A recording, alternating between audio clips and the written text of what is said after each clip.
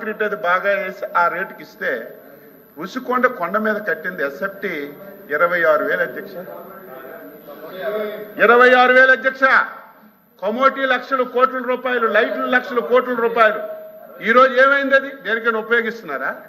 మళ్ళీ ఎంత విచిత్రం అంటే అధ్యక్ష కనీసం ఒక తప్పు చేసిన తర్వాత, ప్రజలు సమాజం చేసిన తప్పు అని చెప్పిన తర్వాత కనీసం పశ్చాత్తాపం లేదు. దానికి ఎదురుగా మేమే మునగాళ్ళం, మేమే ఇంత డబ్బు ఖర్చు పెట్టి కట్టాము, మాలాగా మీరు కట్టలేరని ఎదురుదాడి చేస్తుంటే ఇంక ఇటువంటి వాళ్ళకి ఏం సమాధానం చెప్పాలి? దయ ఉంచి మీరు ఆ వేళ శ్మశానం అని అనడం చాలా తప్పు. శ్మశానం అన్న వాళ్ళు ఈ ప్రాంతానికి 5 సంవత్సరాలు మీరు రాకపోతే శ్మశానం అంటే దానికి అర్థం ఉంటుంది.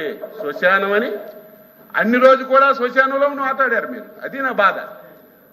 కాబట్టి మనం మాట్లాడేటప్పుడు ఇప్పుడు కూడా రైతులకి ఏదో ముష్టంటే తప్పని చెప్పాను నేను. అలాగ మాట్లాడకూడదమ్మా, తప్పది, గౌరవించాలని చెప్పాను. ఎవరివైనా సరే కొంచెం మనకు అనుభవం ఉన్నప్పుడు, తెలిసినప్పుడు మాట దొరుకుతుంది. నేను ఇంత స్పీడ్గా మాట్లాడేటప్పుడు ఒక మాట తప్పు మాట్లాడచ్చు, మళ్ళీ తెలుసుకొని మనం సరి చేసుకోవాలి. కొత్త వాళ్ళకి తెలియకపోవచ్చు, మీరు సీనియర్. నా బాధ అంతా ఏంటంటే ఆయనకి తెలియకపోయినా 5 సంవత్సరాలు ఈ రాష్ట్రాన్ని కళ్ళ ముందు చాలా తప్పులు మీకు కూడా తెలుసు. ఆయన ఆబ్సెన్స్లో మీరు కూడా మాట్లాడుకున్నారు, కానీ ఒక్కడు కూడా చెప్పకపోవడం వల్ల 5 సంవత్సరాలు ఈ రాష్ట్రం ఎంత దారుణంగా నష్టపోయింది. ఈరోజు బడ్జెట్ గురించి మాట్లాడుతున్నారు. నిన్న మొన్న ఒక శాసనసభ్యుడు అధ్యక్ష ఇరిగేషన్ ప్రాజెక్టు గురించి మాట్లాడి, అంటే నోరుందని మాట్లాడి ఏదో సోషల్ మీడియాలో పెట్టి ఒక టీవీ పత్రిక ఉందని చెప్పి దాని మీద మీరు స్క్రోల్ చేస్తే మనం మాట్లాడిన మాటలకు అర్థం ఉండాలి. ఒక శాసనసభ్యుడు అధ్యక్ష ప్రకాశం జిల్లా వెలుగొండ ప్రాజెక్టుకి ఈ బడ్జెట్లో కేటాయింపులు లేవు, 1000 కోట్లు అవసరమైతే 300 కోట్ల రూపాయల కేటాయించారు. ఈ ప్రాంతానికి ఎన్డీఏ ప్రభుత్వం తీరని అన్యాయం చేసిందని తాటికాయంత అక్షరాలతో టీవీల్లో, పేపర్లో, మీడియాలో మాట్లాడారు అధ్యక్ష. ఆనాటి ముఖ్యమంత్రి గారు ఆ ప్రాజెక్ట్ని ప్రారంభోత్సవం చేసి చంద్రబాబు నాయుడు గారు ఫౌండేషన్ వేశారు, చెయ్యలేదు.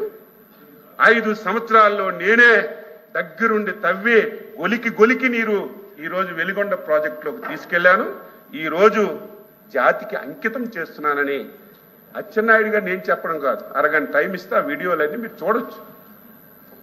అంటే ఒక ప్రాజెక్టుకి కనీసం పూర్తి కాకుండా ఎన్నికల్లో లబ్ధి పొందడానికి ఆ ప్రాజెక్ట్ ఓపెన్ చేస్తే డబ్బులు ఎందుకు? జాతికి అంకితం చేసిన తర్వాత బడ్జెట్లో డబ్బులు ఎందుకు నేను అడుగుతున్నాను? అవసరమేముంది చెప్పండి మీరే. ఒక ప్రాజెక్ట్ ఒక ముఖ్యమంత్రి జాతికి అంకితం చేసిన తర్వాత మళ్ళీ అదే ప్రాజెక్టుకి బడ్జెట్లో కేటాయింపులు ఎవరైనా పెడతారా? అయినా సరే అది ఎలక్షన్ గురించి, స్టంట్ గురించి పెట్టారని. వెలుగొండ ప్రాజెక్టు ఆ జిల్లాకి ఎప్పటి నుంచి అవసరం అని చెప్పి 1000 కోట్లు అవసరం ఉంటే దానికి 300 కోట్ల పరిస్థితి ఏ రకంగా ఉందో మీకు తెలియదా? ఈరోజు మా సోదరుడు రవికుమార్ గారు మాట్లాడుతున్నారు, ఉద్యోగస్తులకు ఏమీ చేయలేదని తీవ్రమైనటువంటి అసంతృప్తితో ఉన్నారట. 5 సంవత్సరాలు మంత్రి గారు దయచేసి ఒక్క రోజైనా ఆలోచన చేయాలి.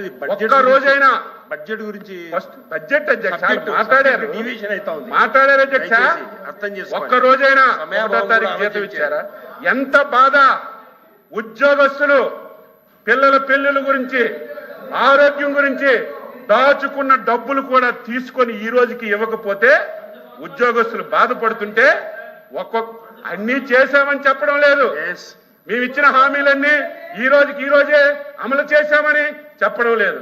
రాష్ట్రం ఇబ్బందుల్లో ఉంది. నేను అడుగుతున్నాను, మాట్లాడితే డైరెక్ట్ బెనిఫిట్ స్కీమ్ కింద 3,50,000 కోట్లు మేము అకౌంట్లో వేసామని అందరూ మాట్లాడుతున్నారు. నేను అడుగుతున్నాను, ఎవరు వస్తారో రమ్మనండి.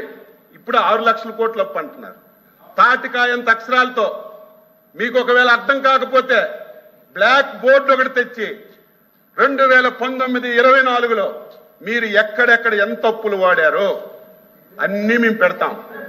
10,40,40,000 కోట్లు పోడారు.